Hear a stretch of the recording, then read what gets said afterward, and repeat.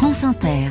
Mais d'abord, les histoires du monde avec vous, Anthony Bélanger, et vous vouliez revenir ce matin sur une enquête exceptionnelle réalisée par un consortium de médias internationaux et d'ONG anticorruption. Tous visent une petite île indépendante des Caraïbes, la Dominique. Oui, une enquête éclipsée par l'actualité évidemment israélo-palestinienne. Pourtant, la liste des médias qui ont travaillé sur cette enquête est absolument impressionnante. On y retrouve le Guardian de Londres, le Miami Herald états-unien, le Standard autrichien, mais aussi Le Monde, qui a publié un premier volet il y a 2 jours. Une coopération internationale pour mettre en évidence une véritable industrie, celle du passeport dominiquais, car cette petite république caraïbe située pile entre la Guadeloupe et la Martinique s'est faite une spécialité, vendre sa citoyenneté contre dollars sonnants et trébuchants. D'autres États font cela dans le monde, Anthony. Oui, effectivement, ça a le nom d'ailleurs, ça s'appelle les passeports dorés. Chypre, par exemple, a longtemps proposé de devenir chypriote contre de sérieux investissements immobiliers sur l'île. Les Russes ont adoré ce programme qui s'est achevé en 2020. Le programme martiniquais, lui, est pourtant ancien. Dominiquais, oui, pardonnez-moi. Et pourtant ancien, il date du début des années 90. Il est donc très bien huilé et surtout, il est un des moins chers au monde.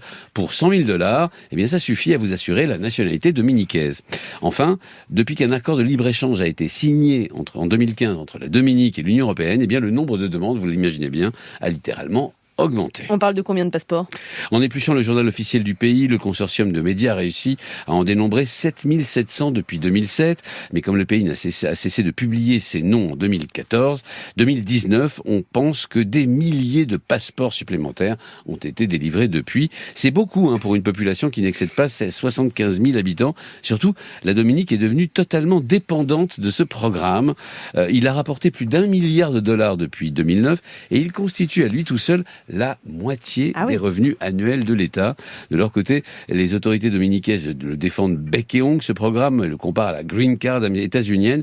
Pas assez pour convaincre la Grande-Bretagne, soupçonneuse, qui a rétabli en juillet l'obligation de visa pour les citoyens dominicains. Pourquoi ? Il y a eu des dérapages ? Oui, il y a d'abord la surreprésentation habituelle pour ce type de programme des Russes, des Iraniens et des Chinois.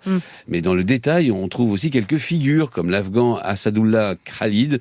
Entre 2001 et 2021, il a été le chef du service d'espionnage afghan et même ministre de la Défense.